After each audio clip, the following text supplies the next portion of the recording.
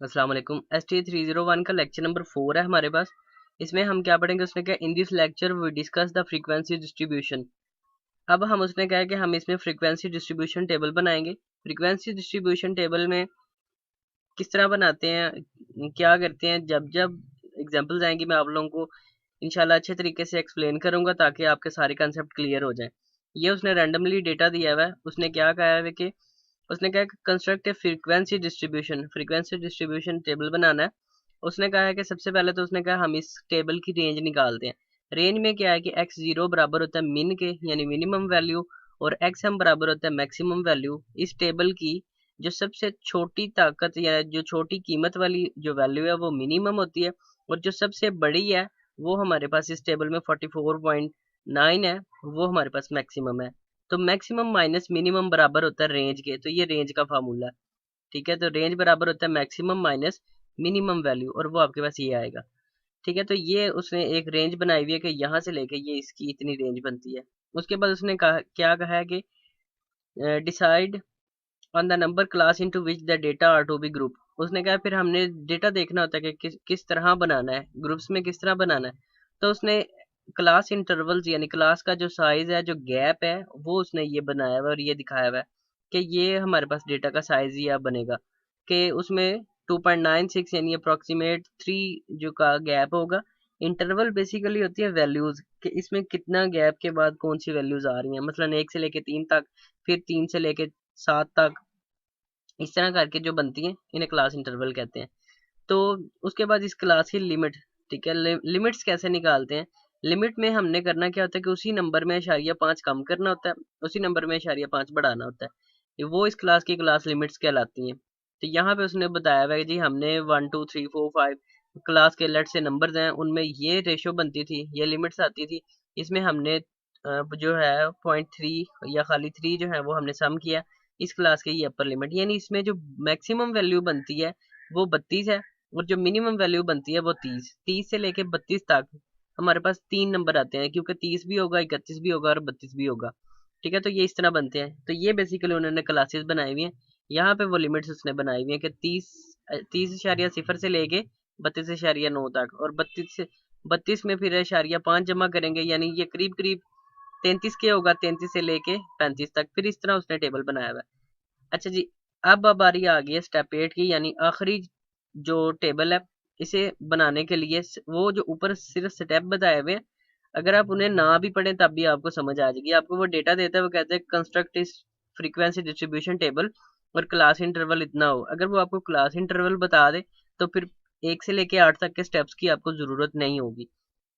Classes वो अगर आपको दे दे तो सिर्फ और सिर्फ आपने टैली मार्क या टैली निशान इसे कहते हैं, वो बनाने होते हैं, और सिर्फ ये फ्रीक्वेंसी भी वो आपको दे देता है। अगर वो ना दे तो फिर आपने निकालनी होती है, जैसे कि 30, ठीक है, 32 और लट से 30, बल्कि 30 और 32 ही काफ़ी हैं। 30 और 32 हमारे पास कितनी दफ़ा आए हैं जी, 30 और 32 हमारे पास यानी 2 दफ़ा आए हैं। अगर के 30 भी हमारे पास 2 दफ़ा आ गया और 32 भी 2 दफ़ा आ गया, यानी हमारे पास ये जो लफज आए हैं ये 2 दफ़ा आए हैं।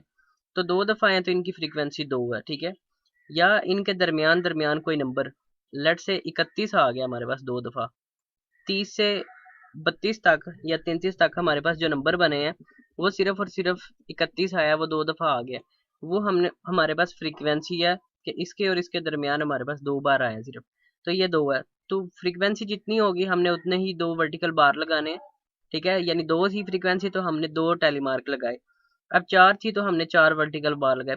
अब 14 आ गई हैं।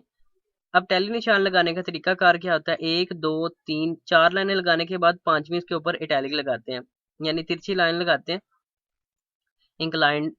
ठीक है, तो ये हमारे पास पांचवी लाइन होती है। 5 ये होगी, 1 2 3 4, और 5 ये होगी, 10 होगी।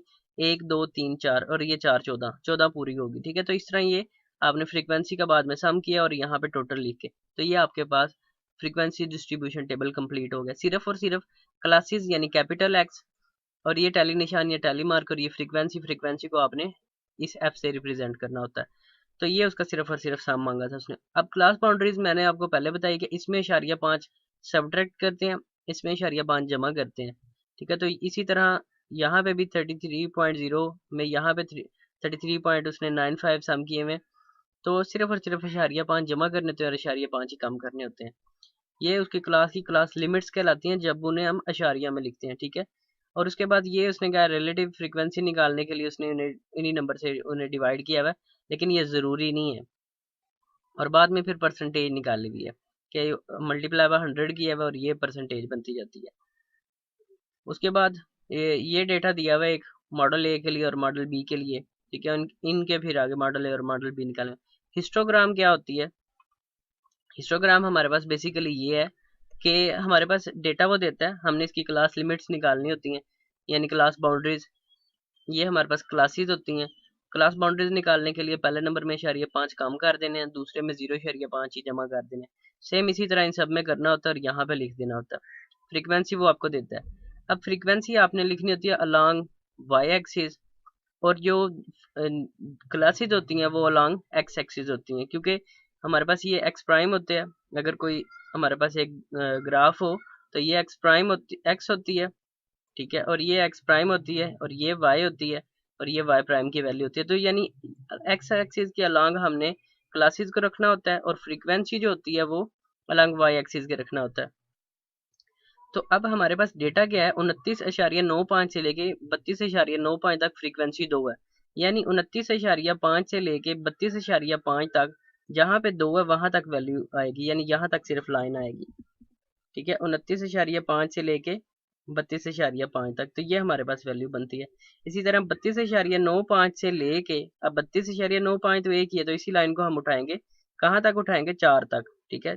तो उसके बाद ये कहाँ तक जा रही है, 35.95 तक, तो 35.95 तक रख देंगे जाके। सेम इसी तरह ये ग्राफ बनेगा। दूसरा स्टेप ये है, फिर इसी तरह तीसरा है, फिर आगे उसने टेबल मुकम्मल किया हुआ है। उसके बाद है पॉलीगन। पॉली कहते हैं मैनी को, गन्स कहते हैं डॉट्स को, यानी ऐसा एडजेसेंट फिगर जो बहुत ज्यादा डॉट से बना हो, ठीक है, तो उसे कहते हैं पॉलीगन। अब इसके लिए हमें किस चीज की जरूरत होती है, इसके लिए हमें मिड पॉइंट की जरूरत होती है, ठीक है। हम क्योंकि मिड पॉइंट और फ्रीक्वेंसी को लेके हम इसका टेबल बनाते हैं। तो सबसे पहले उसने आपको क्लासेस या क्लास बाउंड्रीज दी हुई हैं। अब मिड पॉइंट कैसे निकालते हैं? मिड पॉइंट निकालने के लिए हम पहली फ्रीक्वेंसी और दूसरी फ्रीक्वेंसी को सम करते हैं और डिवाइडेड बाय 2 करते हैं, वो इन दोनों के दरमियान पॉइंट आ जाएगा।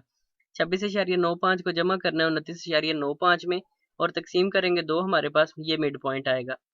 अब एक चीज आप लोगों को बताता चलूं कि ये इस टेबल के अंदर आपको पहली वैल्यू ये नजर आ रही है 29.95 से लेके 32.95, लेकिन यहाँ पे 26.95 से लेके 29.95 है।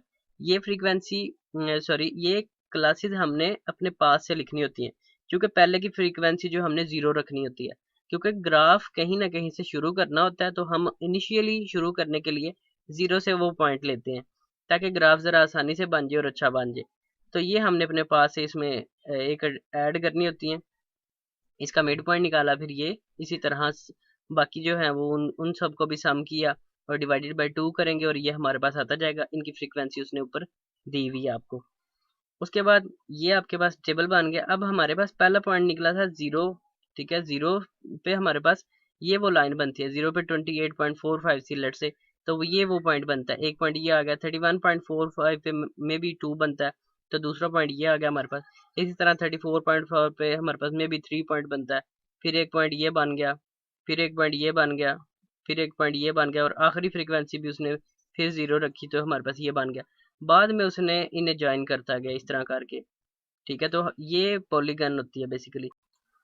अब इसमें मैं आपको बताता चलूं कि ये टेबल बनाते हैं किस तरह, पॉलीगन यानी किस तरह बनाते हैं। पॉलीगन में मैंने ऊपर आपको बताया है कि यहाँ पे मिड पॉइंट क्या होते हैं, इन दोनों को सम करने के बाद डिवाइडेड बाय 2 करने से ये वैल्यू आ जाती है, यानी क्लासेस में जो वैल्यूज दी होती हैं उन्हें आपने सम किया, डिवाइडेड बाय 2 किया, उन दोनों के दरमियान कोई पॉइंट होता है वो आपके पास आ जाता है। तो उसकी फ्रीक्वेंसी पहले की तो 0 थी, तो यहाँ पे भी आपने फ्रीक्वेंसी जो है वो अलॉन्ग वाई एक्सिस रखनी होती है और यहाँ पे मिड पॉइंट हमने निकालने होते हैं, यानी 28.45 पे हमारे पास वैल्यू 0 थी, यानी 0 पे हमारे पास 28.4 थी, इसलिए हमने उसी लाइन के ऊपर पॉइंट लगाया। उसके बाद हमारे पास क्या थी कि फ्रीक्वेंसी 2 थी और 31.45, यानी 31.45 और ये 2 है, तो इसके सामने आपने एक डॉट लगाना है, ठीक है। यहाँ पे लगाया और यहाँ से यहाँ पे लगाया। उसके बाद हमारे पास क्या था 34.45 से लेके 4 तक, तो ये 4 है और यहाँ पे 5 बनता है या 4 बनता है, तो ये एक पॉइंट लगाया। उसके बाद इसी तरह फिर हमने क्या करना था, 37.45 पे हमारे पास 8 था, ठीक है। तो यहाँ पे एक ये पॉइंट लगाया 37.45 पे, लेट से ये था। बाद में इसी तरह फिर यहाँ से इनके सेंटर से लाइन गुजारते जाएं और जो वैल्यूज बनती हैं फिर आपके पास ये ग्राफ आ जाता है। इसी तरह फ्रीक्वेंसी की कर्व बनती है, सेम वही चीज़ है, सिर्फ और सिर्फ उसने एक लाइन लगा के उन्होंने उसे मेंशन करवाया हुआ है। तो यहाँ खत्म हो जाता है हमारा लेक्चर नंबर 4। मिलते हैं इंशाल्लाह नेक्स्ट वीडियो में, फिलहाल के लिए इजाज़त चाहता हूँ। अल्लाह हाफिज़।